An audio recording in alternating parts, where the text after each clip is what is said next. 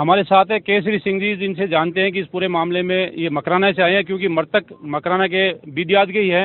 हालांकि परबत्सर विधानसभा क्षेत्र में आता है, लेकिन मकराना में उनका जो काम था मकराना में था। क्या कहना चाहेंगे पूरे इस घटनाक्रम पर और पुलिस की ढिलाई को लेकर क्या कहेंगे? देखिए, अब क्या हो रहा है, धीरे धीरे एक जो गरीब होता है ना, 70 साल से क्या हो रहा है, दलित जिनको हम सहभागी समाज कहते हैं, वो हर साल उनके साथ में एट्रोसिटीज बढ़ती जा रही। ऐसा कोई भी साल नहीं है, आप आंकड़े उठा के देख लें। अगर 22 में हुई थी, उससे ज़्यादा 23 में हो रही है। और पुलिस ने इसको एक सिस्टम का हिस्सा मान लिया कि कोई बात नहीं।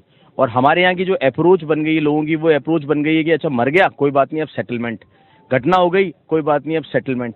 अब ये इस सोच के साथ जो चल रहे हैं, और पुलिस वालों को भी ये पता है कि ज़्यादा से ज़्यादा क्या कर लेंगे, ये सेटलमेंट कर लेंगे।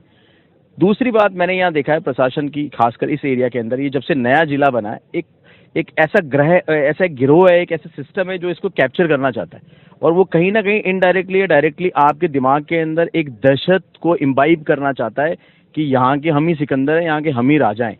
एक सिस्टम चल रहा है। अच्छा, तीसरी बात यहाँ मैंने जो देखा है खासकर इस जिले में, कि यहाँ जो सीआई, एसआई, जो एसएचओ, पटवारी और तो और एसडीएम और एडिशनल एसपी तक भी यहाँ के जो नेता हैं, उनके रिकमेंडेशन से, उनके अपने खुद के संबंधों के हिसाब से वो गृह मंत्रालय से या कहीं दाएं बाएं से पोस्टिंग करवा करवा के ला रहे हैं। अब आप मुझे बताइए कि जब यहाँ के नेता अपने हिसाब से इस तरह के प्रशासन और शासन के अधिकारी लेकर आएंगे, और यहाँ के जो नेता हैं वो अपने खुद के व्यापारिक संस्थान चलाएंगे और उसमें अपने गुर्गे पालेंगे, तो उसके अंदर जब ये गड़बड़ियाँ होंगी तो उनको डायरेक्टली इनडायरेक्टली शय मिलेगी या नहीं मिलेगी? तो उनको शय मिल रही है। अभी आज की तारीख में पुलिस इसको, जो मुझे लगता है, वो उसको गेज कर रही है, वो तोल के देख रही है कि क्या सच में दलित जो है वो इतना आंदोलन करने के लायक है। अगर ये अपने आप को प्रूव कर पाए अगले 24 से 48 घंटे के अंदर कि साहब हमारे में दम है, हम एक हैं, तब तो साहब अगले 48 घंटे में रिजल्ट आ जाएगा। नहीं तो इनको भी पता है कि अगले 48 घंटे के अंदर ये लोग तितर बितर हो जाएंगे। इनके अंदर अगर उतनी कहते हैं ना निष्ठा नहीं रहेगी इसके प्रति, तो ये एक अभी तोलने का टाइम चल रहा है। एक और छोटी सी गलती हुई आज, जो मैं मानता हूँ, कि जब वहाँ एसपी साहब आए, एसपी साहब तो आज की तारीख में एक सरकारी सेवक ही हैं। अब एसपी साहब आए तो इन्होंने बोला नहीं, हम 5 आदमियों से बात करेंगे। ये कौन से कॉन्स्टिट्यूशन में लिखा हुआ है? मुझे एक जगह लिखा हुआ बता दो जहाँ कोई 5 आदमी के साथ में प्रशासन बात करता है। यहाँ एक फॉर्मूला बना रखा है, कोई भी घटना होती है बोलते हैं 5 आदमी से बात करेंगे। क्यों, वो 5 आदमी अवतारी पुरुष हैं क्या? आज की तारीख में प्रशासन से जो भी बात होती है, वो जब सड़क के ऊपर बीच के बैठ के होती है, तब वो कहानी अलग होती है। आज की सबसे बड़ी गलती मैं ये मानता हूँ कि उनको, आप लोग क्या कहते हो, गलती है ये?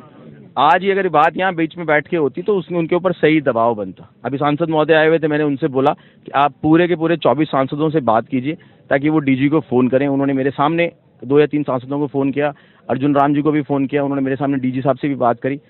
सरकार को कोई ना कोई डिसीजन लेना पड़ेगा, क्योंकि अगर ये उग्र रूप लेता है आने वाला, क्योंकि युवा है, बुरी तरह, मतलब जिस तरीके से मारा गया है, शरीर के टुकड़े टुकड़े कर दिए, छिन्न भिन्न कर दिए गए। साहब, हमने फौज में नौकरी करी, मैं कर्नल आर्मी से रिटायर हुआ, हमने आतंकवादियों से लड़ाई की। ना तो हम कभी आतंकवादियों को इस तरीके से मारते थे, ना आतंकवादियों कभी किसी सिपाही को इस तरह मारते थे। तो आतंकवाद की पराकाष्ठा है जिस तरीके से मारा गया है।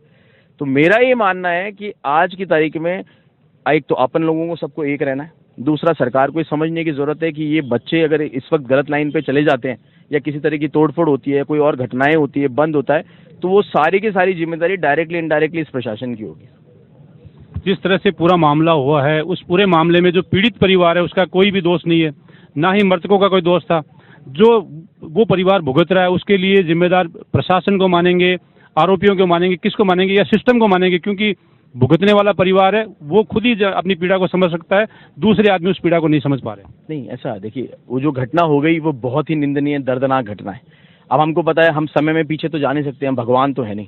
सबसे पहले वो परिवार क्या आशा रखता है? वो आशा रखता है कि अगर हमारे साथ में अन्याय हुआ है तो साहब हमें न्याय दो। न्याय कौन देगा? वो सरकार देगी और प्रशासन देगा, पहली रिक्वायरमेंट।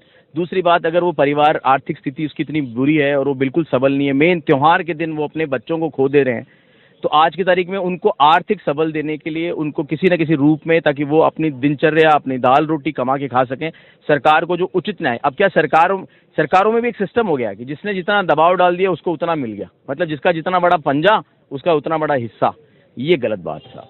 तो मेरा ये मानना है कि सबसे पहले न्याय, एग्जैक्टली उनकी गिरफ्तारियां होनी चाहिए, नामजद बाकायदा रिपोर्ट होनी चाहिए और लिस्ट पेश की जानी चाहिए कि साहब ये 15, 20, 25 लोग हमने नामजद बनाए। क्योंकि 30-30 लोग जब किसी के ऊपर हमला करते हैं और उनको बुरी तरह सड़कों पे मारते हैं, इसका मतलब ये नहीं है कि कोई एक व्यक्ति गलत है, इसका मतलब एक पूरा सिस्टम गलत है। 30 आदमियों के पीछे कोई तो है। तो एक तो ये गिरफ्तारियां हों, उनके नाम उजागर हों, तब एक न्याय की तरफ हम पहला कदम मान सकते हैं। दूसरा, एक आर्थिक मदद हो जिसको हम ये मान सकते हैं कि अब परिवार कम से कम अपने आप को अगले 5 साल 10 साल के लिए संभाल के रख पाएगा। लोकतांत्रिक तरीके में धरना है वो पहला चरण है, पहली चीज है, और मेरा ये मानना है कि सरकार को इस पहली चरण में, पहली चीज में ही इनके साथ बैठ के बातचीत कर लेनी चाहिए, क्योंकि सारे लोग गरम तल के नेता नहीं होते, मगर इनमें से अगर मुट्ठी भर लोग भी जाते हैं और फिर बाद में इन्हीं के ऊपर पुलिस केस किए जाए और इन्हीं को दोष दिया जाए, गलत बात है साहब। यहाँ मेरा मानना है कि सरकार को इनका, अब बच्चों का, इनका हाथ पकड़ना चाहिए, इनको संबल देना चाहिए और उस परिवार की मदद करनी चाहिए। तो ये थे केसरी सिंह जी, जिनका इस पूरे घटनाक्रम पर इन्होंने अपनी भावनाओं को व्यक्त किया। जिस तरह से युवाओं का जो आक्रोश है, उनके चेहरे जो मायूसी दिखा रहे हैं, वो इस बात को दर्शाते हैं कि पुलिस की ढिलाई की वजह से आज सारे लोग मायूस हैं। धरने का जो दूसरा दिन है वो भी आज देखते देखते निकल गया। अब देखना कि कल क्या होता है। कल का दिन महत्वपूर्ण है, या तो इस घटनाक्रम का पटाक्षेप हो जाता है या फिर ये आंदोलन उग्र रूप भी ले सकता है। अब आप भी बता सकते हैं, किस तरह से कमेंट बॉक्स में जाकर बता सकते हैं कि पुलिस की क्या ढिलाई रही है और क्या करना चाहिए। जो लोग यहाँ धरने में शामिल है, कल जो आने वाले उनके लिए क्या निर्देश या क्या जो उनके लिए मैसेज है। सहयोगी हुसैन खान के साथ हनीफ खान, डीडवाना।